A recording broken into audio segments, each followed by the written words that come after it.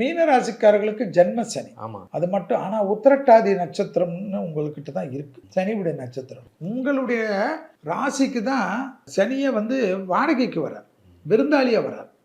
So அவருடைய ஆட்டெல்லாம் உங்ககிட்ட ரொம்ப இருக்காது. நீங்க தான் பதட்டப்பட்டு ஏதாவது தப்பு பண்ணுவீங்க. எக்ஸசைஸ், உடற்பயிற்சி மறந்துடாதீங்க. கண்டிப்பாக நல்லவர்களை சுற்றி வைப்ரேஷன் வச்சுக்கிங்க. கணபதி காயத்ரி, காரிய சக்தி மாலை, அனுமன் சாலிசா, எப்பொழுதும் கவசங்களை கேட்க கேட்க கேட்க அனுகூலமோ ஏற்படும். மகான்கள் வழிபாடு சகல விதத்தில் ஏற்றத்தை ஏற்படும். கேந்திராதிபதி தோஷம் குருவாயிருப்பதனால் தாய் வழி உறவு, தந்தை வழி உறவு, இரத்த பந்த உறவுகள், அவர்களுடைய தேகாரிக்கும் கவனமாக பார்த்து கொள்ள வேண்டும்.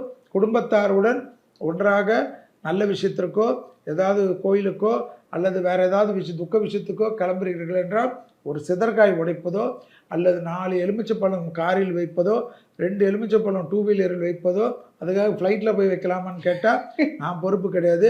ட்ரெயினில் போய் வைக்கலாமான்னு கேட்டால் பொறுப்பு கிடையாது.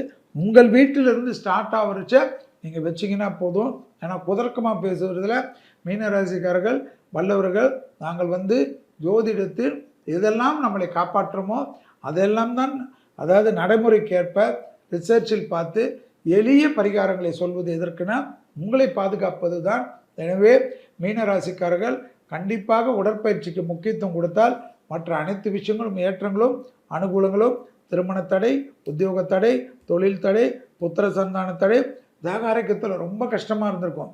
அந்த தேகாரோக்கியத்திற்காக 1 நாள் 2 நாள் ஓய்வு எடுப்பதோ, நல்ல நண்பர்களுடன் போய் எங்கேயாவது ஒரு மலைவாழ் ஸ்தலத்துக்கு போகிறதோ, இல்லை மருத்துவமனையில் 1 நாள் 2 நாள் இருந்து மருத்துவ ஆலோசனை பெற்று ஜம்முன்னு ரீஜுனேட் ஆகிட்டு வீட்டுக்கு வருவது, வயிறெல்லாம் க்ளீன் பண்ணிவிட்டு ஜம்முன்னு ஆகுறதோ, அல்லது ஏதாவது